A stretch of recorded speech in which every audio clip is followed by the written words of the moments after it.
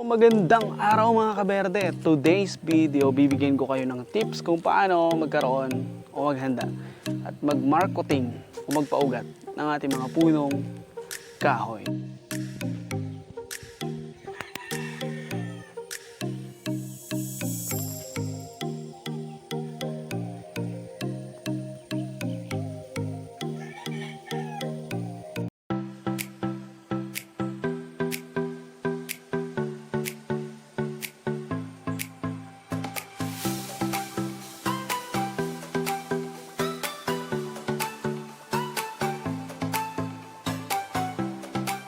I-discuss natin kung paano, ipapakita natin dito sa ating video kung paano mag-marketing.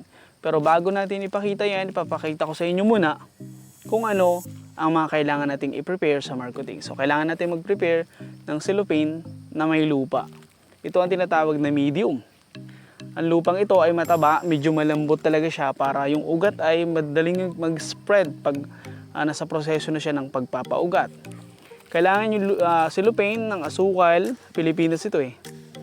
Ito yung cellophane ng asukal natin dito sa Pinas. So, tatalian natin dito sa baba. Tapos, lagyan natin ng lupa. Dadasikin natin yung lupa at tatalian din natin sa dulo. So, next na gawin ay gagayatin natin ito dito hanggang sa gitna. Then, yung binalata nating ugat ay ipapasok lang natin dito. Bali, ididikit natin ito sa puno. Makikita nyo naman yan sa ating videong gagawin. So, kailangan ganito para mas madali yung proseso. Hindi na kayo maghirap-hirap na maghawak o nahirapan pang i-handle yung lupa. Pag ganito na, tatalian na lang natin siya. Ang pagtali nito, medyo mahigpit para hindi siya gumalaw-galaw. So, kailangan sundin niyo yung proseso na nasa video para malaki ang posibilidad na mabuhay yung ating marketing.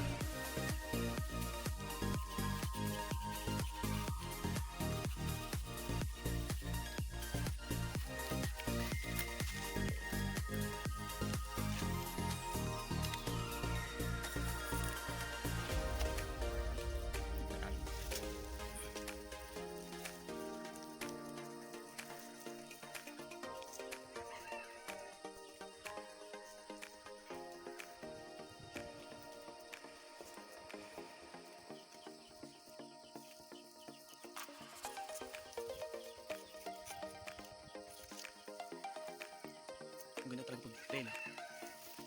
Nagsisingkin siya pag pinalo mo. So hindi siya masakit sa kamay. Buti hindi pa dapat.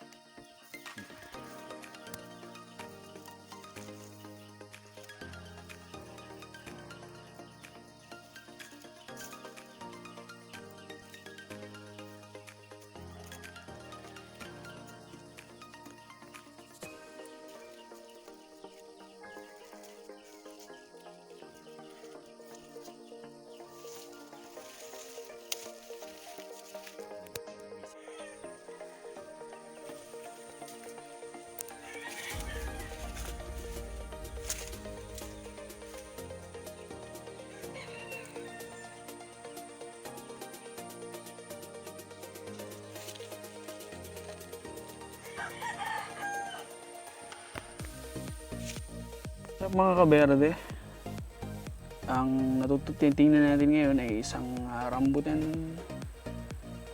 plants na galing ito sa produkto ng Marcotting. Kung mapapansin nyo ay ito siguro mga 2 months na ang edad niya ngayon, galing sa pagpapaugat. So ito ay galing dun sa puno sa tabi ng bahay ko, malaki na. Kung titingnan mo, may buhay na siya, nakakatuwang pagmasdan na successful yung ating Marcotting.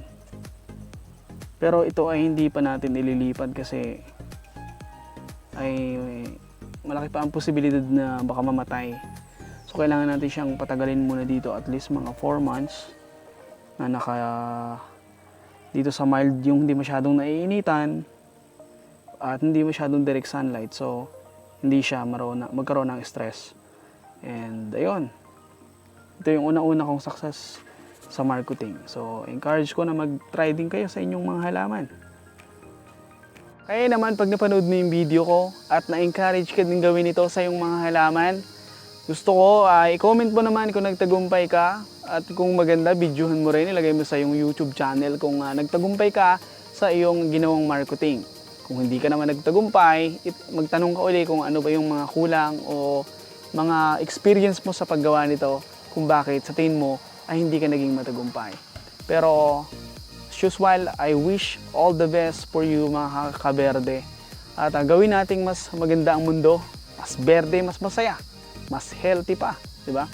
Tapos si Mr. Green nagsasabing, let's make the world more greener.